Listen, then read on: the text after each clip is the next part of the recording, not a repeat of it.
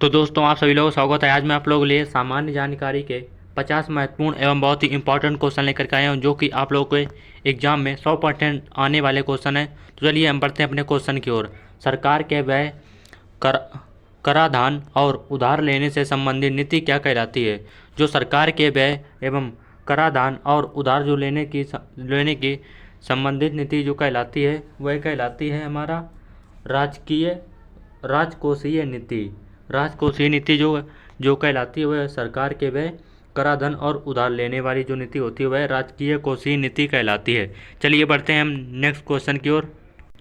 बाजार कीमतों के निवल राष्ट्रीय उत्पाद का एक और क्या नाम है? जो बाजार की कीमतों के निवल राष्ट्रीय उत्पाद का जो दूसरा नाम है वह है राष्ट्रीय आय, यानी कि ऑप्शन है हमारा राइट आंसर होगा राष्ट्रीय आय। अल्पसंख्यकों के हितों में सुरक्षा पर किसी अनुच्छेद में विचार किया गया है? किस में विचार किया गया? तो वह जो कि 29 में विचार किया गया है। अल्पसंख्यकों के हितों की सुरक्षा पर अनुच्छेद 29 में जो कि विचार किया गया है। बढ़ते हैं नेक्स्ट क्वेश्चन की ओर। किस अवधि के दौरान केंद्र सरकार के कर्मचारियों का वेतन कम किया जा सकता है? वह ऐसी कौन सी विधि है मतलब कि जिसके दौरान कर्मचारियों का वेतन कम किया जा सकता है? तो वह जो विधि है वह विधि है हमारा ऑप्शन नंबर से, यानी कि राइट आंसर होगा वित्तीय आपातकाल विधि के दौरान जो कि सरकार के कर्मचारियों का वेतन कम किया जा सकता है। बढ़ते हैं नेक्स्ट क्वेश्चन की ओर। राज्य की वास्तविक कार्यपालिका शक्तियों का प्रयोग किसके द्वारा किया जाता है? जो राज्य की वास्तविक कार्यपालिका जो होती है उसका शक्ति प्रयोग किसके द्वारा किया जाता है? तो वह जो किया जाता है मुख्यमंत्री के द्वारा, यानी कि ऑप्शन ए नंबर हमारा राइट आंसर होगा मुख्यमंत्री।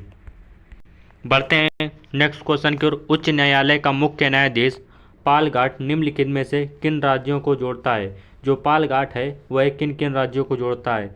तो वह जो जोड़ता है, यानी कि ऑप्शन हमारा सी राइट आंसर होगा इस क्वेश्चन का, केरल और तमिलनाडु को जो कि पालघाट जोड़ता है। बढ़ते हैं नेक्स्ट क्वेश्चन की ओर। नवंबर 2007 में निम्नलिखित में से किस तूफान ने बांग्लादेश पर हमला किया? जो नवंबर 2007 में जो कि तूफान ने हमला किया था, वह किस तूफान ने हमला किया था बांग्लादेश के ऊपर? वह था सीडर तूफान ने 2007 नवंबर में जो कि बांग्लादेश के ऊपर हमला किया था। डोलडूम कटिबंध कहाँ स्थित है? जो डोलडूम कटिबंध है वह कहाँ पर स्थित है? वह जो स्थित है ध्रुवीय क्षेत्र के निकट पर डोलडूम कटिबंध स्थित है। इंडिगो किसानों के उद्देश्य के लिए गांधी जी का पहला सत्याग्रह कहाँ दिखाई दिया था? जो पहला सत्याग्रह गांधी जी का दिखाई दिया था वह था चंपारण। खिलाफत आंदोलन किसको अपमानित करने के खिलाफ विद्रोह करने के लिए प्रारंभ किया गया? जो खिलाफत आंदोलन थी वह किसको अपमानित करने के खिलाफ प्रारंभ किया गया था? वह जो किया गया था वह थे टॉर्किस खलीफा को जो कि खिलाफत आंदोलन के जो विरोध में थे उनको मतलब कि प्रारंभ करने के खिलाफ किया गया था खिलाफत आंदोलन, टॉर्किस खलीफा को। बढ़ते हैं नेक्स्ट क्वेश्चन की ओर। भारत के कैबिनेट मिशन किस लिए भेजा गया था? जो भारत का कैबिनेट मिशन था वह किस लिए भेजा गया था? तो वह जो भेजा गया था यानी कि ऑप्शन हमारा बी राइट आंसर होगा सख्त के अंतराण के लिए एक संवैधानिक व्यवस्था निश्चित कराने के लिए जो कि भारत में कैबिनेट मिशन भेजा गया था। सौर्य कोशिकाएं किसके सिद्धांत पर काम आती हैं? जो सौर्य कोशिकाएं होती हैं वह किसके सिद्धांत पर काम आती हैं? तो वह जो काम आती हैं वह प्रकाश वोल्टीय प्रभाव के दौरान जो कि काम आती हैं सौर कोशिकाएं। एक तार के प्रतिरोध के बारे में गलत कथन कौन सा है? जो कि मतलब कि एक जो तार होता है उसके प्रतिरोध के बारे में जो कथन गलत है वह कौन सा है? वह कथन जो कि है यह तार के अनुप्रस्थ काट के क्षेत्र के सीधे अनुपात में होता है, यानी कि ऑप्शन सी नंबर हमारा गलत कथन है। और ये जो राइट कथन है यह तार की सामग्री पर निर्भर करता है, हमारा ऑप्शन और बी होगा यह तार की लंबाई के सीधे अनुपात में होता है। और जो ऑप्शन हमारा डी नंबर है वह ताप में वृद्धि के साथ धातु तार का प्रतिरोध बढ़ जाता है। बढ़ते हैं नेक्स्ट क्वेश्चन की ओर। निम्नलिखित में से किस उभयचर के जिन्हा नहीं है, जी हाँ नहीं होती। वह जो कि है हमारा option number C right answer होगा, यानी कि इखित यूफिस जो है उसका उभयचर जी हाँ नहीं होती है, इखित यूफिस।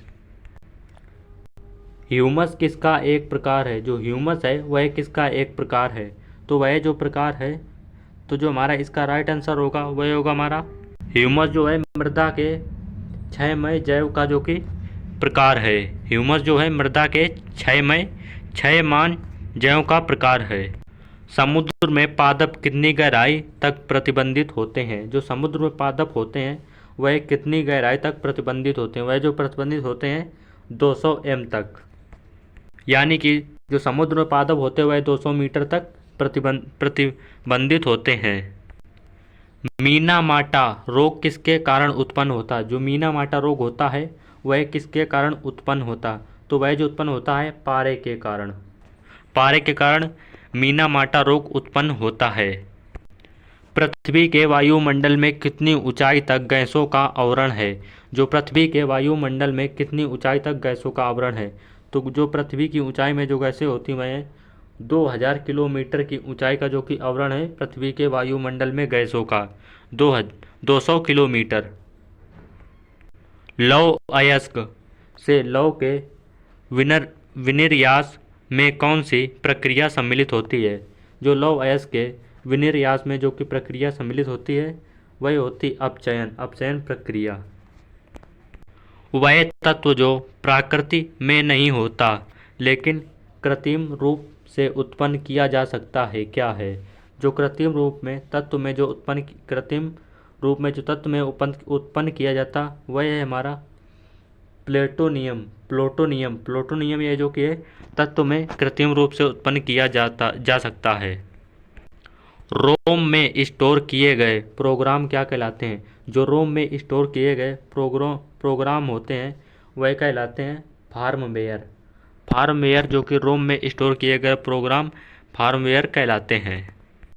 निम्नलिखित कौन सी इमारत विश्व की सबसे ऊंची इमारत है, तो दोस्तों ये आप लोगों को मतलब पता ही होगा, क्वेश्चन जो कि है ये आप लोग को पता होगा, तो इसका आंसर आप लोग कमेंट बॉक्स में दीजिएगा।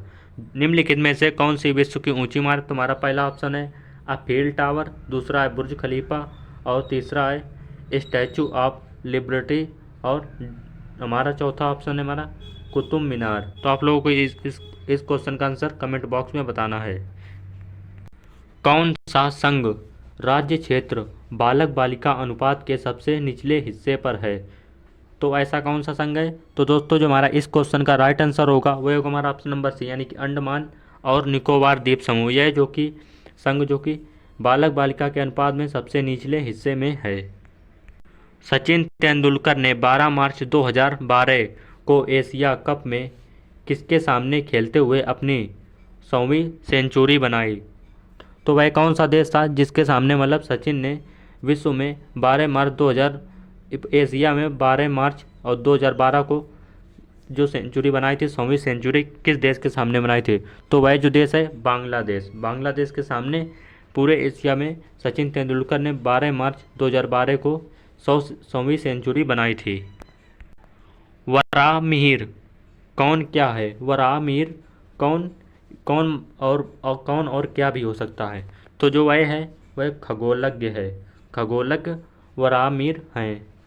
तो दोस्तों जो अगर आपको हमारा वीडियो अच्छा लगा तो वीडियो को लाइक करें और हमारे चैनल पर नए हैं तो चैनल को सब्सक्राइब करें और इस वीडियो को अपने दोस्तों के पास शेयर करें। इसी के साथ जय हिंद जय भारत।